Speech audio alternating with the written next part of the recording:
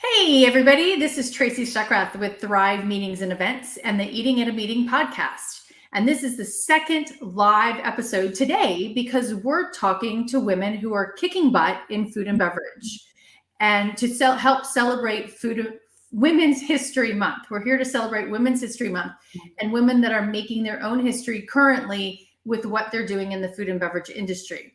And I'm excited that my guest now is Mona Esposito, AKA the Grain Lady. She has her own hotline and she is a personal coach on all things grain. She is an activist and advocate of restoring heritage grains to Colorado and supporting and recreating the network of farmers, millers, and makers needed to make regional grain economy thrive. She co-founded the Noble Grain Alliance in 2016 and served as president and founding board member of the Colorado Grain Chain in 2019. Hello, Mona. Hi, Tracy. I'm so happy to be here today. Thanks for having me. I am too. And I don't even remember how I found you except through Krista from the Slow Food Nations conference. But I'm so glad I did because it's so interesting what you're doing. And I'm going to say full disclosure up front because I sent this to you in a note. Yes. Is most of my listeners listen to me talk about, we need to feed the people with gluten-free and I want you to make sure you've got vegan options and all of these things. I am about inclusive eating. So no matter what kind of way you eat, whether you eat gluten-free or you eat gluten, I want to make sure that you have something to eat. Yeah. And the more education we have about all sides of it is really important. And that's why I want to talk to you. Exciting. I agree. It's all about transparency and information. Exactly. And, I've got a lot of people that I follow on websites that are gluten-free and are advocating for things to be labeled gluten-free. And there's a lot of misinformation out there. Mm-hmm. And I love what you're doing in educating people on what, heritage grains are and just grains in general. So can you tell everybody what inspired you to do this and what it actually means that you're doing? Absolutely. And, interestingly enough, I really didn't have any of this information myself. And that's how I fell into it. I've been a home baker for over 15 years. And at the time I was baking bread at home and I was, I thought I was checking all the boxes. I was using organic bread flour, King Arthur's, thought I was doing everything right. And then I started hearing these murmurings of other grain movements in the country and, hearing about these interesting varieties like Turkey Red and Warthog and Sonoran White. And all night I had this aha moment that I hadn't been putting any emphasis on really what was the main ingredient in baking bread, on wheat. I had although I was, an avid gardener and farmer's market customer, I knew my farmers. I had no idea where my wheat was coming from. I didn't even really have that concept of, I knew flour came from wheat, but that was about all I knew. So it just came from this moment of going, I had no idea that there were these options, and I had no idea what had happened to wheat in this country in the last 60 or 70 years, and how far we had strayed from wheat as a local ingredient, wheat with flavor, wheat with nutritional value. So I just started asking questions, and then when I couldn't find it, I was like, well, I want this, and I want to mill my own grain, but that wasn't happening in Colorado at the time. The grain was here, but it was mostly mass produced and industrialized and exported. So that piqued my interest. So it was as a consumer and basically out of necessity. So, we don't think about it. We go to the grocery store and you see the variety of different brands of bread in, and the freshly baked bread that's at the grocery store, not just the packaged bread. But so how do you know? I mean, just find a local bakery that's focused on this, or I mean, how do you get away from that, processed bread? Right. And does it, and a whole nother subject we can get into, and I want to, does that impact our guts? Sure, absolutely.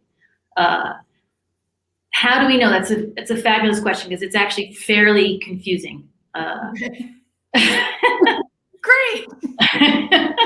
Well, I mean, that's where sort of my latest incarnation as the Grain Lady comes into play.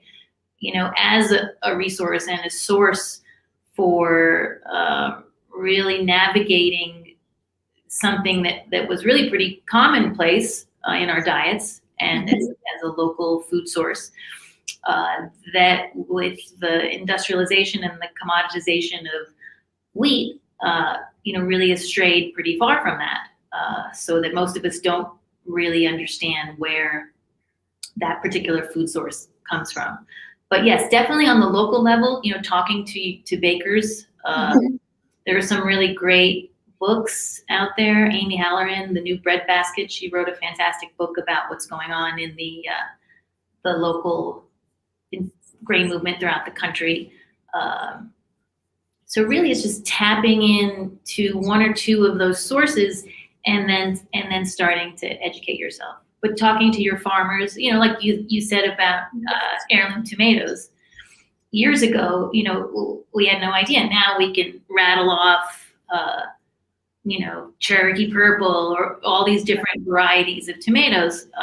We're not quite there yet with wheat, but it is, that conversation is becoming more common with growers, with bakers. We are really talking about wheat with character, varietals with different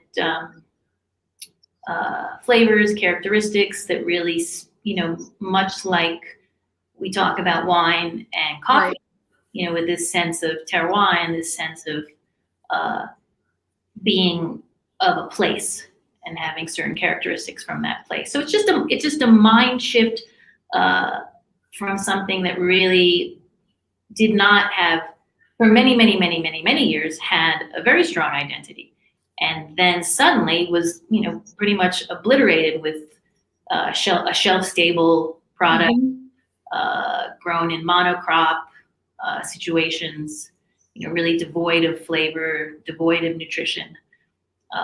So it's just coming back to that. It's like the tomato, like you said, the heirloom tomato that you eat. You go, whoa! I never knew a tomato could have this flavor. Right, exactly. Yeah. Because my mom loves heirloom tomatoes, and so she's like, oh my God, I can't wait for them to come into season. Yeah. Well, I mean, that's, so as a gluten-free person, I've tried to make, stuff at home, and I use a lot of pre-made stuff now, but, sorghum and amaranth and, looking at those gluten-free varietals of it, but I've never. And there's all those different, when I pull up the gluten-free list of foods to avoid, these are all the different varieties of wheat. Sure. And so it does get I never thought of them as different flavor profiles and things like that. Yes. Just different names, right? Yeah. Right. Because, what you get in the supermarket is, it's not just one wheat. It's for example, bread flour. It's, it's a custom blend to make sure that those wheats used have what's necessary for you to bake bread. Right. So it's really just an education, and really a lot of it, it's interesting there. I talk about wheat a lot because I bake bread and I make pasta, and it's just part of my Italian background. I like to eat it a lot, and I know that, eating a lot of processed foods and white flours, as well as, I know that wheat needs special treatment in order to make it digestible. Okay. So if it's something you have every once in a while, great. If you want to eat it all the time, this is what I was talking about. It's a little more complicated. There's many levels from the seed all the way to table. that once you understand what's happened and what's happening with these grains, you can really get a handle on integrating them back in your diet if you don't have serious issues with gluten. And okay, so on that note, when you switched to that on your own, did you see a difference in your own diet and the breads you were making as well? For sure. I mean, I definitely felt a different feeling. Well, definitely a different feeling in my gut. I knew at a certain point, I was like, like I love to eat that pizza and that pasta, but I didn't feel so great afterwards. Mm-hmm. And and as we get older and our metabolisms don't work as well, you can't ignore those feelings as much anymore. Right. And then also, I wanted to sort of link in even the grains that don't have gluten. What's really important is integrating a lot more fiber in our diets. So whether you're doing that through whole wheat or other whole grains like the non-gluten-free varieties, that's really pretty key. So once I made that shift to these varietals and having them in their whole grain form and making sure I was preparing them in a way to make them more digestible, I just felt more satisfied. Okay. I didn't have that, sort of quick rush you get when you eat carbohydrates that are refined. Okay.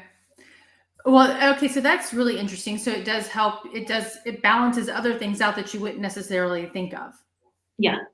And really, so I haven't said it yet, but the key to making gluten more digestible is fermentation. And Okay. so, in the bread world, fermentation is using a natural leavening agent like a sourdough starter. Okay.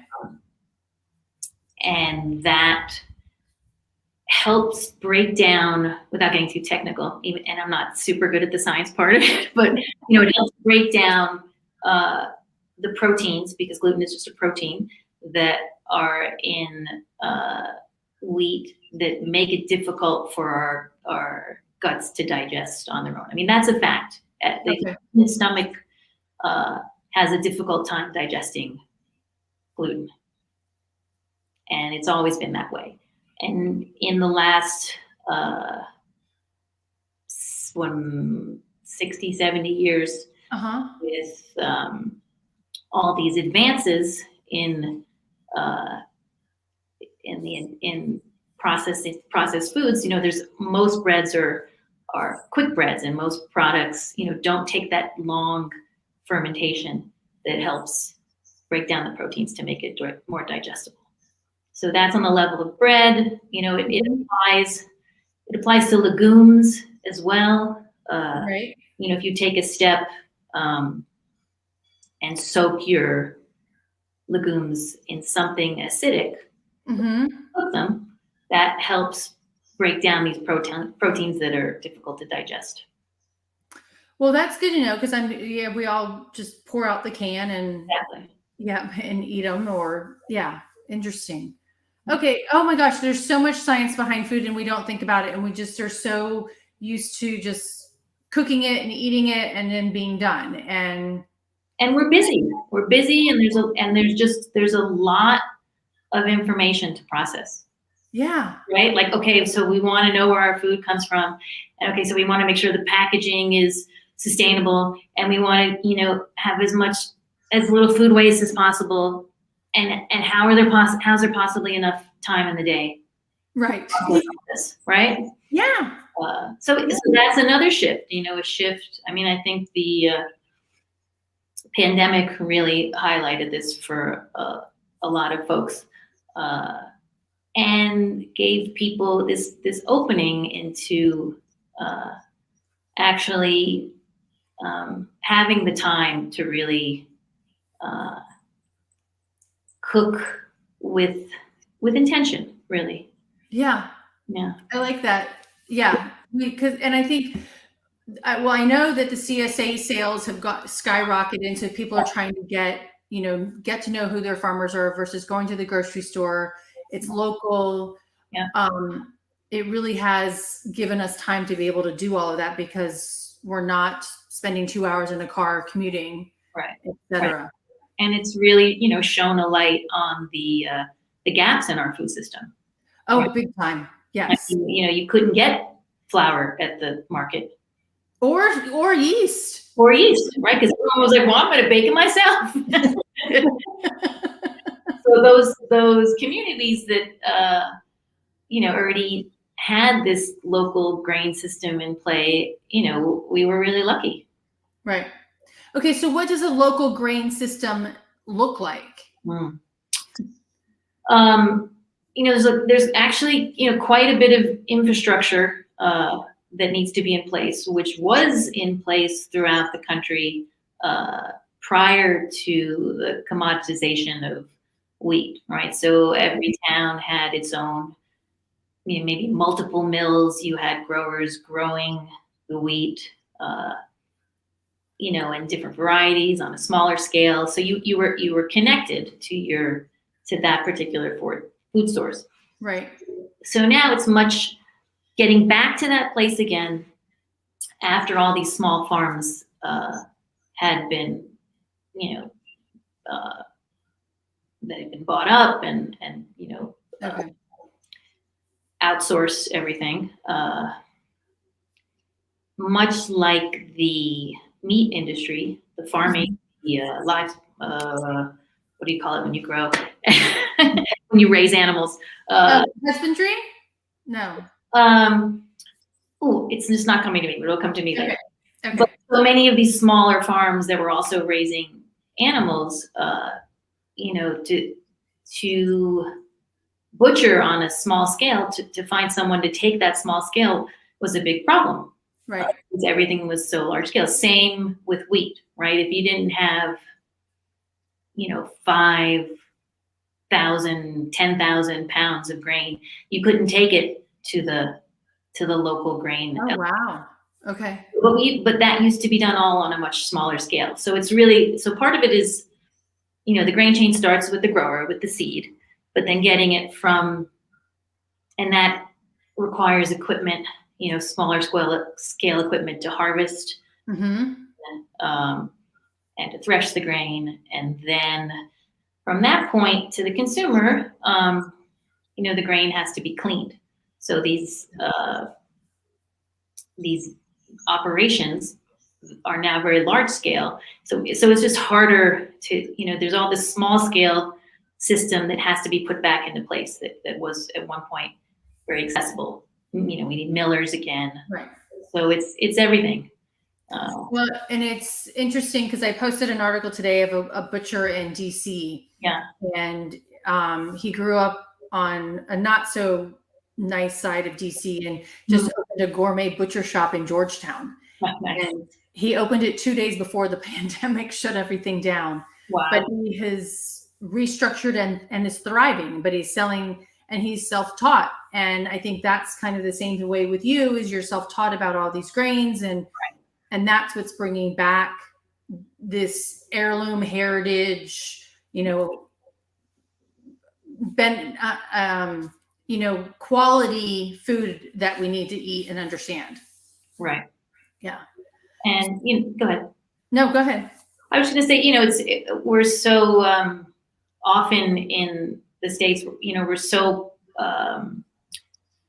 polarizing or dogmatic about things, especially, from a food and dietary perspective, right? Like, okay, well, I'm not having any grains, I'm only eating paleo, I'm only eating meat, or no, I'm doing this. It's really all about moderation and making choices, right? So to be able to make those choices, you need to have the information, and you need, food needs to be more accessible.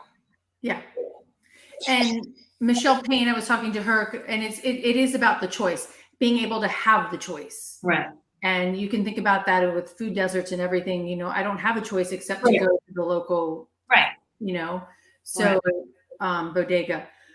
All right. So we were talking before we got on about, being, what is it like to be in the food and a female in the food and beverage industry? And I want to also say, I'm going to assume a food and beverage a woman in the grain industry. Is that something to also think about as well? Are you the only woman in the grain industry? I don't think you are, but I'm definitely not the only woman in the grain industry. No, in fact, Monica Spiller, she's in California. She has a wonderful website called the Whole Grain Connection. She has been advocating for these grains, I think, since the 70s, and for eating grains in their whole form, where you get the most nutrition and flavor for many, many years. And there's lots of amazing women doing great work. Even growers. I mean, there are quite a few female growers as well, and millers. So, sometimes the bread world seems dominated by males. Even the chef world sometimes seems that way. But I like to think about prior to chefs and bakers becoming celebrities, and and even years before that, women were the seed savers, right? Their role on farms to select the best seeds to save, to grow in subsequent years. And this was based on many, many factors. It was based on the health of the plant. It was based on the flavor, what the applications that they were best in. So, women have always had that role. Women have, always had the role of being the influencers in that way of your of flavor and nutrition. And so true. And, when you look at it, we can look at it in so many different perspectives, but we were the ones that were making food and passing it on. I say we, I am a woman, and I'll just throw myself into that bucket. No, I mean, but it's a part of our history, or our HERstory. I remember speaking with a grower in North Carolina who was growing sorghum. We were just talking about, having a farming tradition in our history, and that most people have that in their lineage, and not that long ago, right? And I started to think, my mother is Italian, and she grew up in Bologna, and she grew up on her grandparents' farm. And so I was, and I knew that I had heard stories about, the chickens and having to catch the chicken, and that was her job. But, we hadn't really talked about other stuff. And so that day I got on the phone, and I was like, I said, Mom, did you grow wheat on the farm? She was like, oh yeah, of course we did. And I think we had like a little mill to mill it, and we had the wood oven, and we baked with it. And I was like, Mom, how did I not even know this? Like, this is what I do. I think it's in our bloods, it's in our history. We've just we just had this rapid industrialization of our food happen in the last 50 to 100 years that we've strayed from it. And, in the last 20 to 30 years, we have been coming back, right? That's pretty cool. And it reminds me of my mom and my brother. My brother was allergic to eggs and she's like, I always made him cakes without eggs. And I'm like, but you did that without the internet. Right. How did you figure that out? and took him himself. I'm like, I need your story, because this is like this is what I do. Yeah. So, what are some things that you appreciate about what you do and look forward to in what you do as well? Well, sort of back to that, to this idea of the grain chain. I mean, what I love about what I do in that aspect is I get to be connected and to connect all links in the chain. So, there's nothing I love more than hanging out with farmers and being there when they harvest wheat or talking about seed or just being out on the farm. I garden myself, and I just, that's that part I love. And, all the way to the end user, where I get to teach workshops and I get to talk to people about these grains and how they can integrate them. And I just get excited about the flavor. So I appreciate being connected to community all along that chain. I like that. And it, because there are so many steps to getting it to the plate, and there's so many people that are part of that. We want to know who they are. Right. Yeah. Exactly. Who have you been your role models? Such a tough question.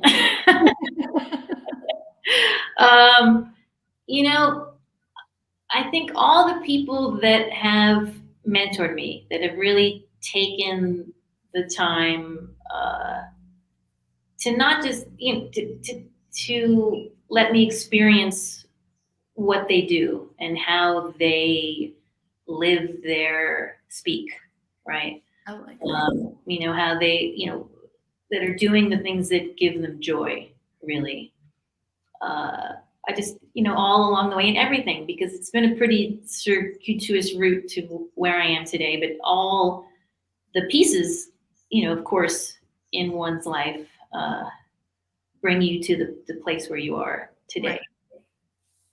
Okay, so on that note, you're also a photographer. Mm-hmm.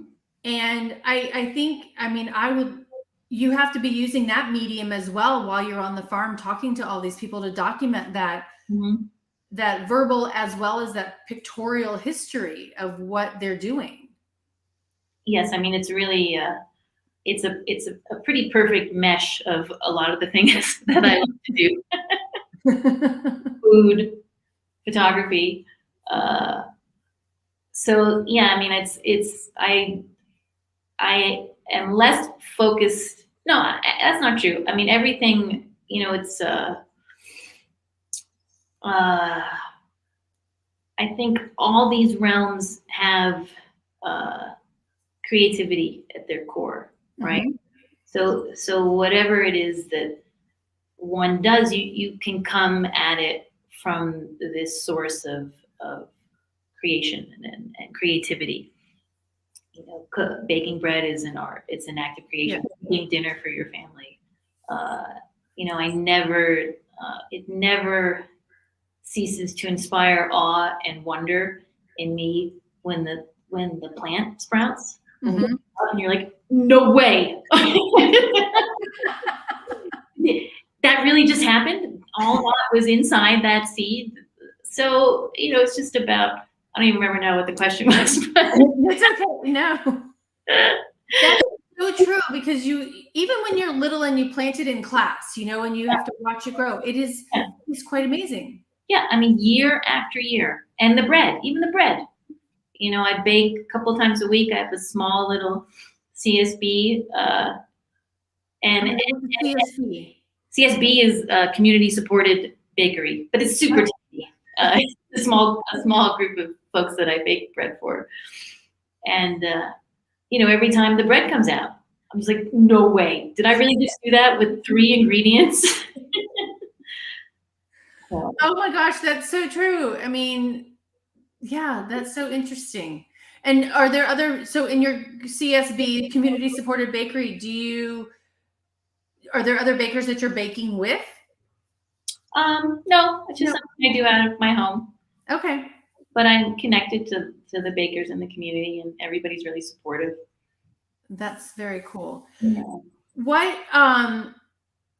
words of wisdom did your grandmother from Italy and your mom give you growing up? I would say, again, not really words as much as actions and a way of being and a way of living that, culturally was very different. And it was always there in the background. I grew up in Brooklyn, right? How much further away from my Brooklyn in the 70s, right? From my food source, could I be? I had the full spectrum, right? I had a fully 50s, 60s era mother who, let me eat all kinds of crazy things, but also because she was Italian and she was raised in Italy, she would be making fresh pasta as just like a no big deal thing. Right. Wow. Yeah. So, and just the care with food and shopping more frequently, just all these cultural things that until I was older and until I lived in Italy or until I, started to look at food and where it came from, I didn't realize that was there already for me. That's pretty cool. I mean, and it's just passed down without much thought, but Yes. it's part of your part of you. Yeah. Yeah. And I think, just as we get older, it's always just so interesting to be able to ask those questions about our history. Yeah. And is your grandmother still with you? No. Oh, okay. But my mother is. Yeah. Yeah. Yeah. Yeah. So you're, in a way, you're bringing back history with what you're doing. So how do you want to be remembered in history for what you're doing, or just in general? Just in general, as a kind human being. That's in general. Yes. Really just God, it's so hard. Oh, okay. This is just more general. There's a children's book called Miss Rumphius. Okay. That I used to read to my kid. And it's this woman who they call her the Lupin Lady, right? Okay. And her grandfather, I think, he'd talk about all the things she wanted to do, and someday I want to travel like you, I want to do this, I want to do that. And maybe it was the grandmother, I can't remember, would say, but yes, but you need to find a way to make the world a more beautiful place. And so that is how I hope I will be remembered in some way of having made the world a more beautiful place. Oh, that's awesome. What she did, she spread lupin seeds all over the place, and she became known as the Lupin Lady. So was that a story from Italy? No. Okay. It's not a story that I read as a child. It's a story that I found. It's a Barbara Clooney, I think, is the author. It's a fabulous book, actually. It's very I have to go look it up. Well, and it's funny because lupin is one of the top allergens in the European Union. That I did not know. Yes, and it's a legume, and they use it in a lot of gluten-free. Really? Mm-hmm. No way. Yeah. Wow, I did not know that. Yeah, and people who have, because it's in the legume and the peanut family, a lot of people with peanut allergies have issues with eating it. Dang. Yeah, so it's just kind of funny, but I'm definitely going to go look up that book. Okay, so I have two more questions, and one is like all the people in the network that you've got. Mm-hmm. What do you what are you getting from them and trying to instill in them to grow this knowledge and this education around grains, heritage grains? Does that make sense, or is that too broad? Hone it in a little more for me. So, I'm assuming a lot of them are young farmers and they're learning and so what are you getting what are you learning from them, and then what are you trying to help instill with them to help them grow? Does that make sense? Yeah. I mean, the farmers, they range, the age range is everywhere. Okay. From younger to older, and and a lot of the growers, at least here in Boulder County, we're so lucky. We have an amazing farmers market. We have a lot of growers, really in just like a 15 to 20 mile radius. We have a gazillion farms and CSAs, but a lot of these growers grow for market, and they grow vegetables, and but have been interested in this idea of growing grains and having grains not just be a cover crop, but a cash crop as well. So and growing them in a sustainable way and integrating them, and having another, a viable market product. Right. But one of the obstacles really, because there's so much infrastructure involved at the beginning of this project and all throughout the movement is, it's this chicken and egg question, right? The farmers are like, okay, this is awesome. I'll grow it, but I need to know people are going to buy it. Like, well, okay. I mean, okay, we'll try to build demand, but if we build demand, we have to have product. Right.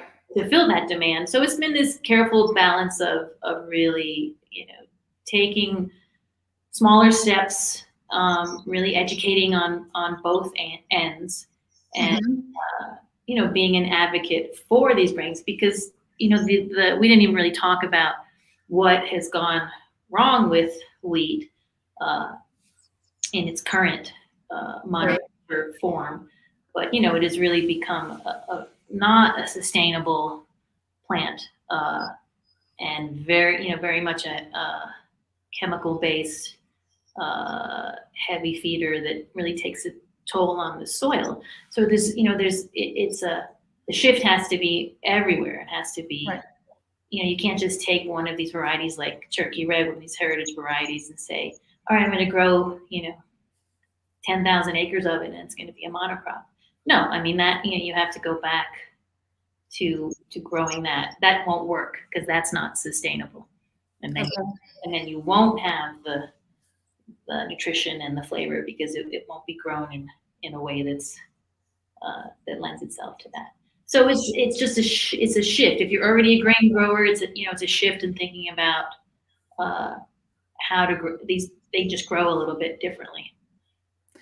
And that's a whole nother learning process, because it's rotating your crops, rotating your animals, to grow this, to get the soil back to where it needs to be. And that's just a whole nother long learning process that is very intriguing. And, I'm sure that there's farmers out there that have regentrified their soil because of changing their processes, but that's a couple year process, right? Yep. So there isn't this quick, I'll grow it and then you'll have it. No, there's there is a big learning curve. Yeah. And it's changing your thought processes around it. Yeah. Okay. So my last question is, if you could have, and we could have another conversation about what has happened to wheat. Sure. Yeah. Everything's on my website too. Okay. Curious, great books on there as well.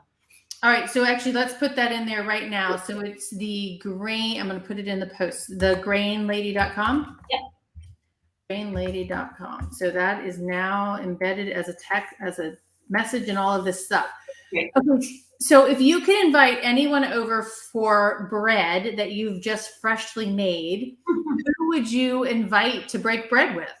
I thought about that question, and I thought, I'd actually really like to be on my great grandparents' farm, where my instead of inviting somebody to today, I would like to go back to that place and have a meal with them and be on their farm and grind. And that's in Italy. Where in Italy is that?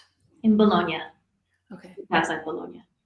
It's a beautiful part of the world. Yeah. I love Italy. Yes. There.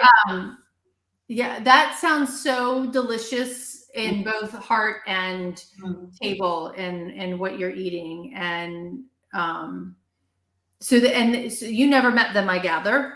No. Okay.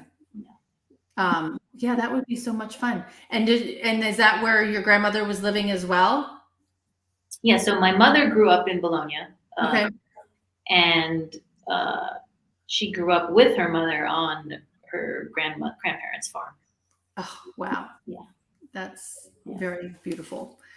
Well, what would you like people to know about what you're doing, and how can they learn more besides going to thegrainlady.com, learning more about grains? But what would you like people to know more about what you're doing? Well, I think I would like people to know, that really they have this power to make these choices and to learn more and to really, in a way, you can make things happen in your own communities, just as I did. Mm-hmm.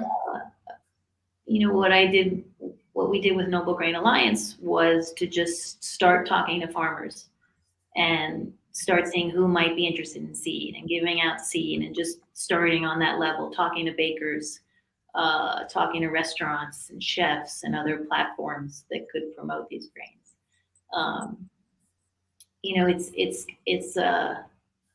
It's a long process, but it's I like to call it the final frontier of the farm to table movement, because grains really have been up until, 15, 20 years ago, haven't really been a part of that equation. And in many places, they still aren't.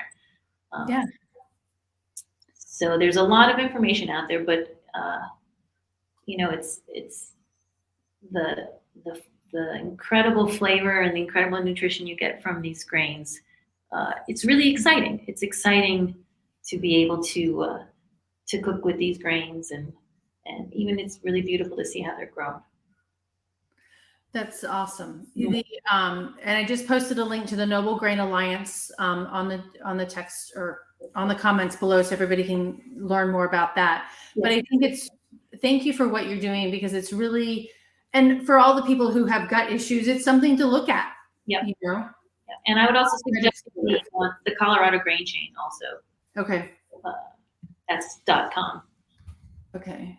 I'm just gonna Colorado Grain Chain. And I will put that here for everybody to look at and get some more information on, because I think it's really, oops, .com you said? Yeah. I think I typed it in incorrectly, but I just think it's really fun and different, and looking at it, looking at our health perspective around it and what it could potentially mean for what, not having to avoid a zillion different foods because you found something that actually works for you. Right. Yeah. Yeah. And instead of saying, oh, I can't eat this, this, and this, and this, right. I found this and I can actually now enjoy bread and pasta. Right. And not to discount legume pasta and all of the new pasta. Yeah. I mean, that's the thing. There's a place for everything. Right. And like you said, it's having the choice. Yes. And there's a place for everybody at the table, no matter what you eat. That's right. I love that. Well, thank you, Mona Esposito, the grain lady. I love chatting with you, and I can't wait to learn so much more about you and what you're doing. I do think you're making history in what you're doing, and I appreciate that. Thank you. Thank you so much for including me. You're welcome. And everybody, you've been listening to the Eating at a Meeting podcast, where we talk to experts in all facets of food and beverage to make sure that everybody has a seat at the table and doesn't go away hangry. You can find us on all podcast platforms and every Wednesday here on Facebook group and on YouTube. See you next week. Thanks. And stay safe and eat well.